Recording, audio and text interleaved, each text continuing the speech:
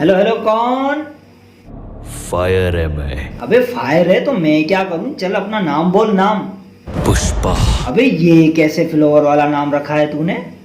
का नाम सुन के फ्लावर समझे क्या? नहीं, मैं तो अल्लू अर्जुन समझा। ये बता, कालू की छोरी इतनी सुंदर है कि इसको निहारे तू अच्छा, तो तू इसीलिए उसका दीवाना है। अच्छा, तो कालू की छोरी को देखते ही सिटी मार सिटी मार सिटी मार सिटी मार सिटी मार। अबे मेरे को नहीं मारना है सीटी, जब से तूने उसको सीटी मारा है तब से।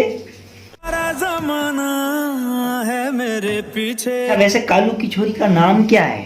बता दिया तो मालिक छोड़ेगा नहीं। अबे मालिक को पता ही नहीं चलेगा, अब तो बता दे उसका नाम। पुष्पराज। वैसे तू कालू की छोरी से शादी किए बिना मैं झुकेगा नहीं साला।